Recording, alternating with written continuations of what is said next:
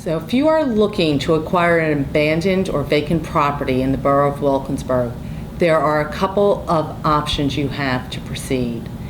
If you cannot find the owner, the best way to acquire that property is to go through the Vacant Property Recovery Program, which is a county-based program. We have applications on our website and at the borough office, but we only have them there for a convenience. On the first page of the application, there is a phone number at the bottom that you can call for specific questions.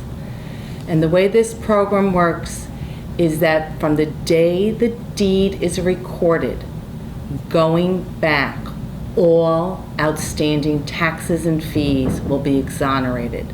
That's county, borough, school district, and any borough levied fees. Again, we only have this application on our website and at the office as a convenience. It is a county-run program, so specific questions should be addressed to the phone number that is on the application. The borough has a similar program with some measured differences. It's called the tax compromise.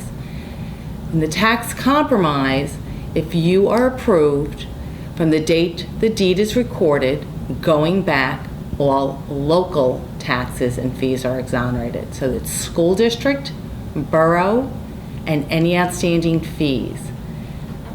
Outstanding county fees will still need to be paid. Differences with this program: you have to have a sales agreement with the owner. So if you can't find the owner, again, I refer you to the Vacant Property Recovery Program. But if you can find the owner, and this is a person who is drowning in tax debt and they want to walk away from the property, this is a good program to go through. The application is also on our website. It's under the Code Enforcement Department. If you go on to wilkinsburgpa.gov, when you get on our webpage, there'll be a photograph on the webpage. Above the photograph, there are several links. Towards the right, there's one that says Borough Departments. That will give you a drop-down menu. Choose Code Enforcement. And when you get on that page and scroll down, you will see all of our applications. This is the tax compromise application. The longest part of this application is getting the application together. It is a thorough application. We will not accept it until it is complete. Some things that we are looking for is the sales agreement between you and the seller. Do not buy the property. We just want the sales agreement. If you buy the property before this is approved, you won't be able to apply. So again, a sales agreement between you and the seller. You will need to come in and schedule an appointment with the Director of Code Enforcement so he can go out and look at this property with you. Because two things we're looking for is that you're going to bring this vacant property up to code. And he will direct you in what needs to be done to bring the property up to code and give you a good idea of how much it's going to cost you. Because one of the requirements on this application is that you have to prove that you have the financial capability of bringing it up to code. Once the application is complete, bring it to Code Enforcement. We'll go through it with you to make sure you do have a full application. There is a $2,500 fee.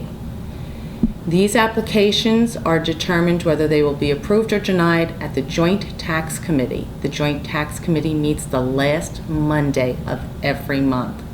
So the turnaround time for approval or denial of this application is relatively quick. We're looking, once it's submitted, anywhere between 4 at most 6 weeks. It's whether you make it onto the next month's agenda. That being said, referring back to the Vacant Property Recovery Program, my understanding is it can take from 6 months to a year. Again, that's a question to direct to them. Another difference between these two programs, the Vacant Property Recovery Program, you can only do one property at a time.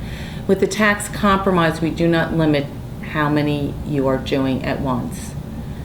And again, From the date the deed is recorded, local taxes and fees only will be exonerated.